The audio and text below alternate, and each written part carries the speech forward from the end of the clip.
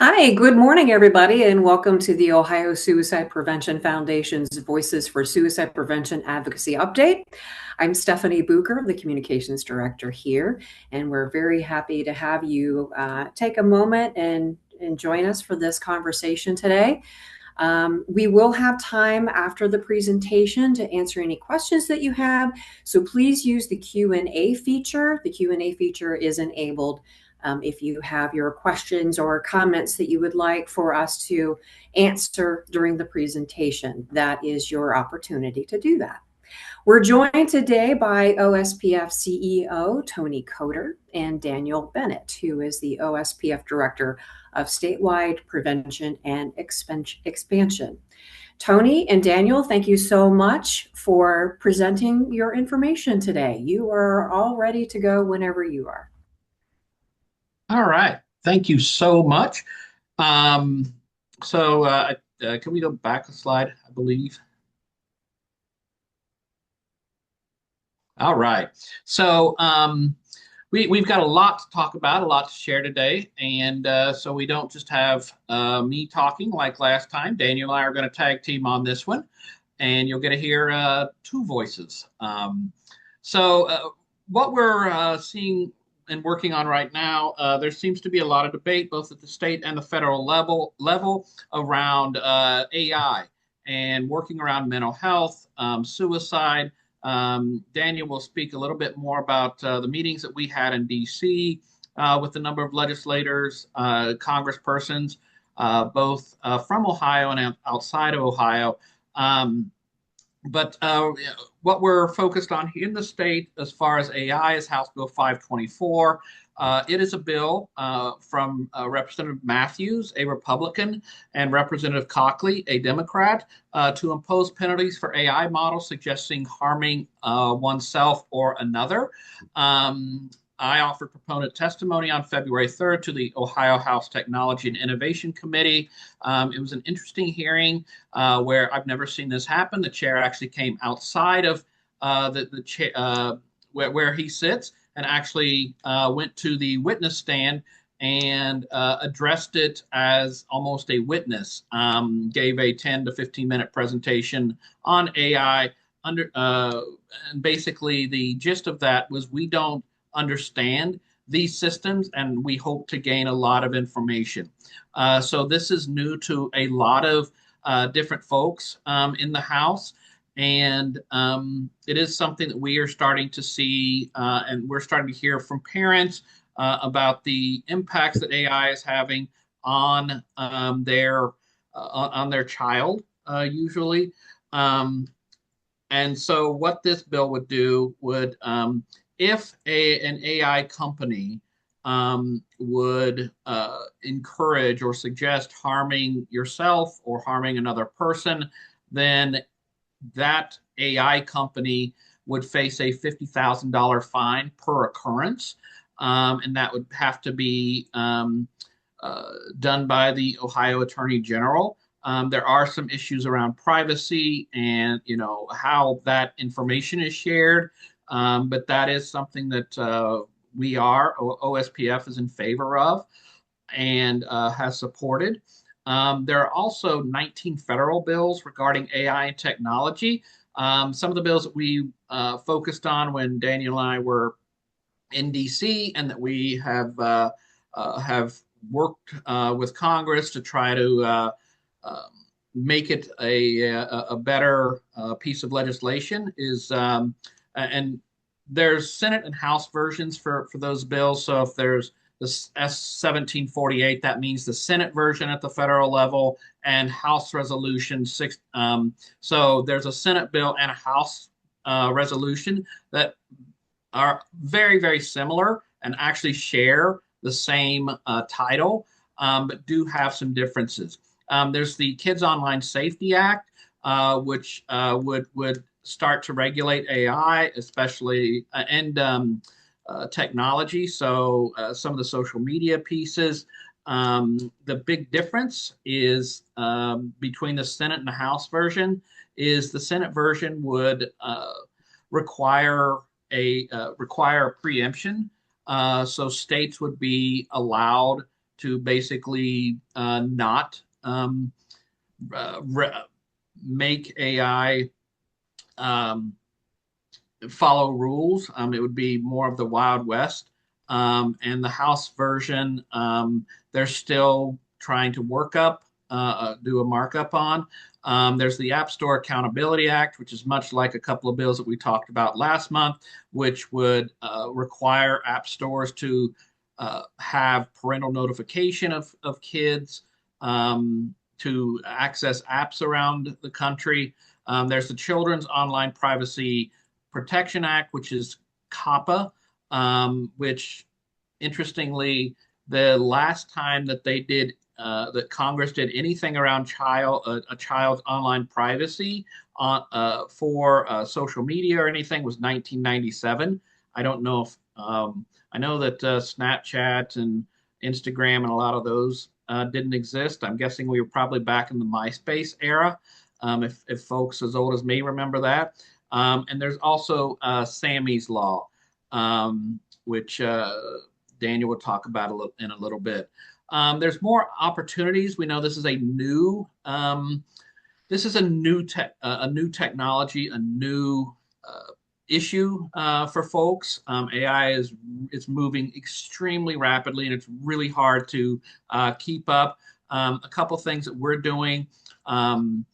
At OSPF is, first we're having a press conference with Representatives Matthews and Cockley to support House Bill 524. We'll do that in the State House on February 18th at 1 o'clock.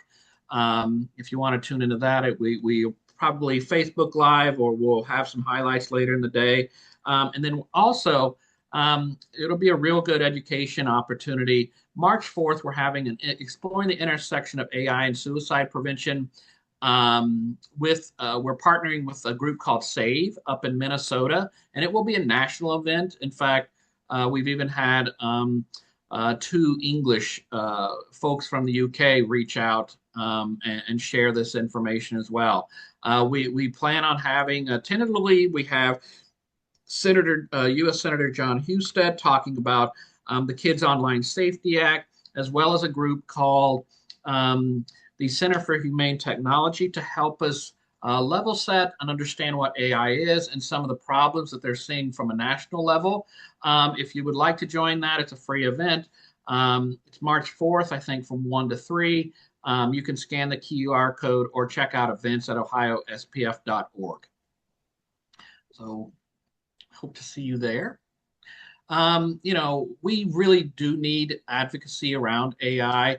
One of the pieces that there was a news story that was done on our testimony by a local Columbus TV station, the NBC affiliate, and one of the folks who were opposed to that bill. It was a think tank group. Basically, we're talking about, well, if we limit AI or if we limit, these are unfortunate tragedies, I think he called it. But if we limit AI, then we limit business. And we want to our whole thing is we want to put people over profits. We don't want to squelch technology and the advances. We are not opposed to AI in any way, shape, or form, but we do need to make sure that legislators understand at both the state and the federal levels the impact of AI and technology on youth in our communities. So as we learn about these things, this is also an election year for a lot of legislators. So being able to see those folks in your district, they're a lot more attentive during an election year. So, reach out to your legislators and let them know, what your thoughts are on AI. Again, March 4th will be a good day of learning more about this technology issues. And we hope to see you there. And we hope that your organization will have, will be able to weigh in on to advocate on AI. We just came up with a parental one pager that we're going to be releasing in the next couple of days to inform parents about the effects of AI. We don't want to use scare tactics in that. So this is not a, beware. This is a very, very high level here's what AI is. Here's what we're seeing with youth as far as how they're accessing it and what they're why they're accessing it. So it's just a very educational and informational type of document to let parents understand, that AI is out there and what it really is. Well, there it is. So the guide for parents. Thanks for adding that in, Emily.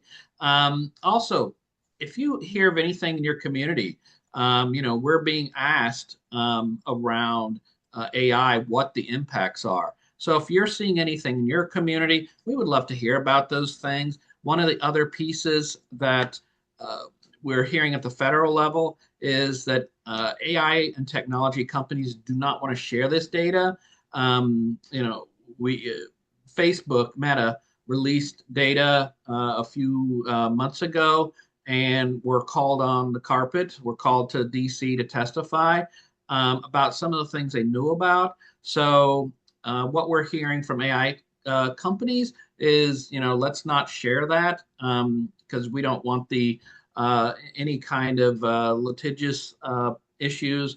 But how do we work with AI to get some of that data? But more importantly, I think some of just the anecdotal observations are really, really important. Avoid demonizing social media and AI. Again, this AI has such, I think, promise, but instead, how can we highlight opportunities and advocate for safety measures for youth? And then also, if you need any of these one-page resources or information related to this issue, contact OSPF. Next slide. Daniel, I'll turn it over. Thank you, Tony. Tony mentioned earlier House Bill 524, which was introduced by Representatives Cockley and Ty Matthews. And this is an additional bill that the two of them have co-sponsored together. It is a bill on the use of AI in therapy services, this House Bill 525. It's currently assigned to the House Health Committee. It has not had any hearings yet.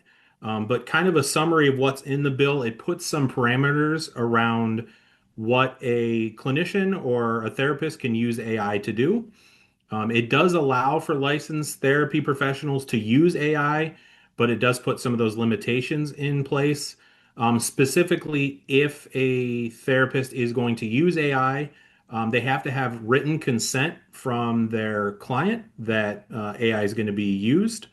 The AI use has to be HIPAA compliant in all ways.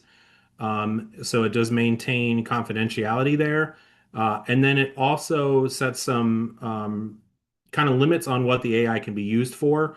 AI would not be allowed to be used to diagnose a client. It cannot be directly interacting with the client. It cannot create recommendations for treatment, and it cannot be used to try to detect or evaluate someone's mental or emotional state. So it does kind of put some of those limitations in there that we may have heard of some suggestions that AI be used in areas where there aren't enough clinical staff. This would make it so that that couldn't be used in that form. Things like using AI to summarize case notes would be allowed and acceptable under this, or potentially to help with scheduling, those kind of opportunities. And through this, it does establish penalties for violations. There is a penalty of up to $10,000, which would be enforced by the licensing board that professional sits under. And this bill does have bipartisan support. There are about 20-ish representatives that have signed off in support of it. So I would just say kind of just a bill to be paying attention to as it moves into committee. Something that certainly, as we talk about how AI interacts with our mental and emotional health, something that we'll be paying close attention to and generally supportive of. Next slide, please. As Tony mentioned, we did go to DC in January, and we met with quite a number of representatives on the House side. We met with Representative Erin Houchin's office, and she has the Safe Bots bill. Under the Safe Bots bill, that would create. Just a second, my slides are freezing here. This SafeBots bill would create where that chatbots would have to clearly disclose to minors that they are AI, so they can impersonate um, being a person or giving the impression that they're giving evidence-based or licensed advice to an individual. So it creates some uh, parameters there where youth have to be clearly notified that they are, in fact, interacting with AI and not with a real person. We met with Representative Tim Walberg's office, Republican out of Michigan. As Tony mentioned, it's his office that's leading that amendment to the COPA or the Children's Online Protection Privacy Act. Again, that was last updated in 1998. This would allow verified consent for any data that's collected through AI for youth. It adds to what counts as data. So things like your geolocation would now be protected data for youth. And it also puts some protections around personalized ads that would go out to minors. So a youth wouldn't be able to receive the same targeted messaging that we might be getting on our phone if you're having that conversation at home about wanting to get a gift for somebody, and suddenly you're getting 20 or 30 ads on your social media for that item. We also met with the House Committee on Energy and Commerce. We met in person with the Minority Caucus, and then after we got back from DC, we met with the Republican side virtually. Good conversations there. Again, really bipartisan support for addressing AI and knowing that it's an ever-changing, fast-paced world, and we do have to have some kind of regulations on how AI is interacting with our youth here. We met with Representative Amelia Sykes, who actually is my representative for Summit County, and we had a great conversation with her in the hall, and then we connected with her office as well. And then we also met with Representative Lada's office, and then we met with Representative Capter in the hall, and all three of the Ohio delegation were very interested on how AI is impacting the mental health of our youth here in the state.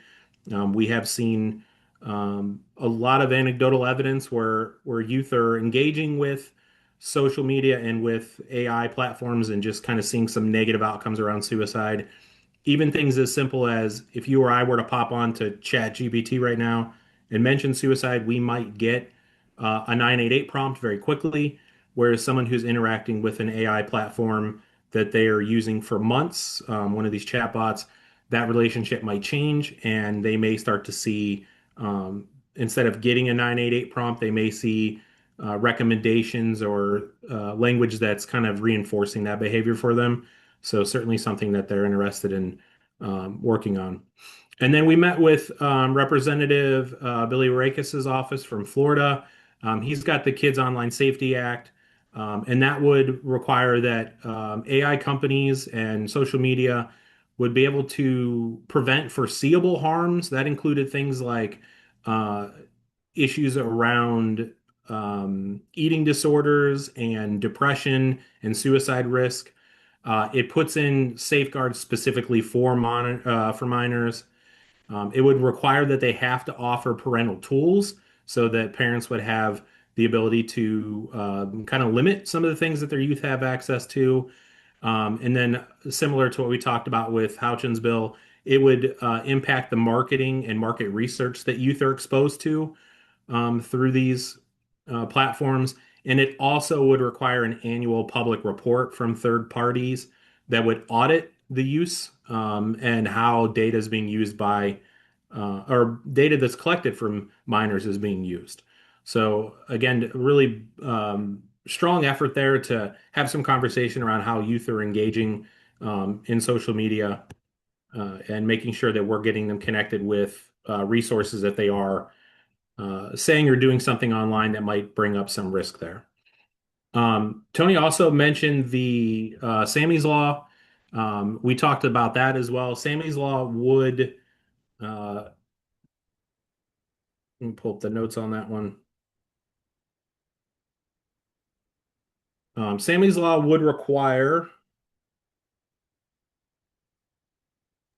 It would require large social media and other platforms who have over 100 million visitors to create uh, a database or something like that that would flag words if kids are using suicide in conversations, if they're using some of the other things that Daniel talked about, whether it's eating disorder or depression, that would be um, collected, and then information would be shared. We can get data, but also make sure that companies and these technology groups are able to direct kids to care, as opposed to just letting kids that might be researching or talking about this with AI or on their social media channels, to not let them be alone, and to provide resources.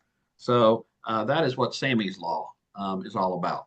thank you, Tony. I'll add to that too. It would create those as a third party auditor. So it wouldn't be the companies themselves that would be auditing that. There would be a third party that would be engaged in it. And it also would give real time feedback. So if parents sign on to it, if I've got I actually have a sick 16-year-old who's home today. And if she was on social media posting or searching for something around suicide, then it would give me a real-time update on that. So an opportunity for parents potentially to intervene if something were to happen, where their youth are searching for things that might be concerning there. So um, I think that's a huge piece of for parents, is knowing that if my youth is looking up those kind of things, that I'd have access to that data and I'd be able to step in if it was needed. But I think one of the biggest takeaways that I got from our time in DC is that especially as politically divided as folks are today, is that everybody was interested in having these conversations about AI and how it's impacting our mental health. And again, we see the value in AI, we see how it can really move us forward, but we want to make sure that we're also able to protect folks that don't always have access to those resources if this is how they're engaging. Next slide. I think we're going to tag team on this just very quickly in our last 7 minutes. Ohio Senate Bill 273, the Keep Them Safe Act, would allow firearm shops to serve as safe storage facilities. We've been working with the Buckeye Firearm Association, various firearm retailers on this bill. It would give another opportunity for firearms owners to have a safe place to to store firearms, and hopefully stop tragedy from occurring. And introduced by Senator Kyle Kaler, we have already supplied testimony in the Senate, and it did pass the Senate, and is now waiting in the House. Daniel, didn't know if you wanted to add anything to that. Yeah, one of my favorite parts about this bill is it's kind of one that we were able to work with those firearms retailers to create this language here, but it's also kind of a no questions asked bill. So if I were to go and take my firearm into a retailer, they're not going to ask me if they're storing it because I'm suicidal. So it takes some of that stigma out for firearms owners. It could be that you're storing this because you're moving, you're going on vacation. If I'm going to have an open house and I don't want my firearms in there with a bunch of strangers, then it's an opportunity for me to get it out of the house. But also, if I'm feeling suicidal, I could take it down to my local gun range, my local gun retailer, and they would store it for me for 30, 60, 90 days, whatever the agreement is. And then I could get it back at the end of that time. Retailers have told us over and over again they would love to offer safe storage opportunities, but they're worried that if they return a firearm, that they're going to get sued if it's used in a crime or a suicide. And we don't expect clinicians to tell someone they're safe enough to have their gun back. Why would we expect the clerk at a gun retailer to make that decision So it really the fact that it just kind of sets some parameters and it takes out that liability so that the retailers are comfortable with it. It does give us another option when it comes to safe storage. The bill would also allow safe storage at police and sheriff's offices as well. So there's an option there for folks if they just don't feel comfortable with that firearm in their home for whatever reason. And some of the other issues, very quickly, federal grants update. We talked when we were in DC, we were able to talk to some congresspersons about uh, the canceling of federal grants to the tune of $2 billion across the country. And then the very next day, they were allowed again. There was no explanation. I know that we got a letter saying that it didn't align with MAHA, the Make America Healthy Again priorities, and that was a letter sent to every federal grant person that was impacted. But the Congress folks we talked to said there's not been um, an official, I guess, understanding of why that happened. Um, we also just wanted to today some of the volatility at the federal level. Health and Human Services did cut $600 million in public health grants to California, Minnesota, Illinois, and Colorado today. We're hopefully not going to see that again. But as federal folks make their decisions, there's still some questions about what exactly is going to be funded in the future. We are meeting with both gubernatorial candidates' offices to discuss suicide prevention and have had very positive conversations with the Ramaswamy camp, the Republican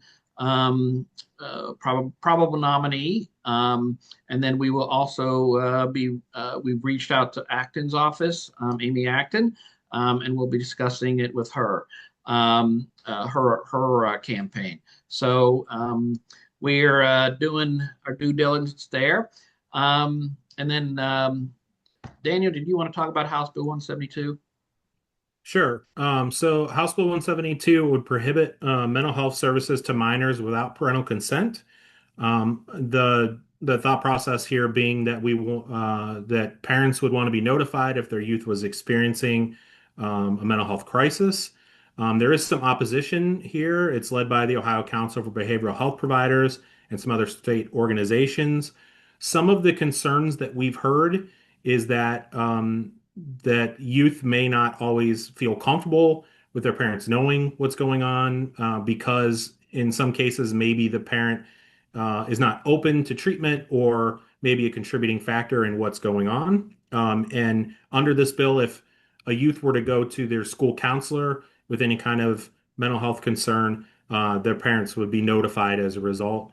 And so, again, some of that opposition is coming from if youth may not feel as safe with that adult there. I do know that in the state there has been historically the law that's allowed 14-year-olds and up until they're adults to get access to behavioral health care up to 6 times without parental consent. This would cancel that out, so that previous ability for youth to access help there would disappear. So certainly something that again we're monitoring and we'll continue to provide updates as we move along. And finally, the last issue in our last minute is House Resolution 3505. I'll be going to DC today, actually, to discuss AI, but also this Barriers to Suicide Act, which is federal legislation designed to reduce suicide by jumping off of high buildings or different structures.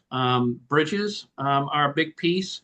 This was in this one of the things that happened at the Golden Gate Bridge was there were a number of suicides, and since the barriers have been put up, these big nets on the side of the Golden Gate, that there's not been a suicide. So that is something that SAVE up in Minnesota, it would be SAVE, OSPF, and a number of suicide loss survivors who have lost loved ones um, to folks dying by suicide by jumping. It also would provide funding to states for the installation of physical deterrents like nets, barriers on bridges, buildings, and high-risk structures. So that is something else that has went through the House, and we're looking for a Senate companion so we can get it through the Senate and hopefully make this become law and provide some funding to the state for some of these physical deterrents. So that is, I think, what we have. Indeed, it is. Thank you, Tony and Daniel. We appreciate that. If you do have any questions, we'll take us a few minutes to answer any of those. And Tony, this might be a good one for you, if you don't mind. Does either of the gubernatorial candidate have a stated platform position on mental health issues or access to funding in general? They're still looking at it in our conversations with the Ramaswamy camp. They actually wanted to hear our ideas about what would be helpful in the behavioral health space. I know that they talked a lot about they focus a lot on business. So one of the things that we shared with them that they had not known was 80% of our suicides are middle-aged men, which does impact the workplace. That was something with this is a good opportunity to be able to educate, but they're doing a lot of gathering of information, and before I think they make those types of decisions.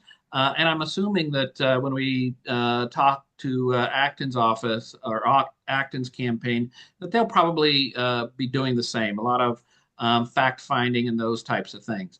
But it is really important that we're able to have those conversations. And if you see those folks out and about, then ask them or let them know what you're doing, the importance of prevention, the importance of treatment, and the importance of recovery and post-vention. Those are terms that sometimes aren't used at the highest levels of government. So let us make sure that they know what those are. And another good opportunity, and usually no free ads, but here we are. NAMI, Ohio, is having a conference and are actually going to have both Mr. Ramaswamy and Ms. Acton as speakers at their conference. So if you are thinking about going to the NAMI, Ohio conference, you can also hear them. You can hear it firsthand. So again, no free ads, but a good opportunity to listen to what the platforms might be and what they're learning around the state. Okay, perfect. I don't see any other questions, so we appreciate everyone joining us today. And our next Voices for Suicide Prevention Advocacy update will be on Tuesday, March 10th, again at 10:30. So please look for that registration link to come soon to your inbox. Thanks again, everyone, Tony and Daniel and everyone else who joined us today. Thank you.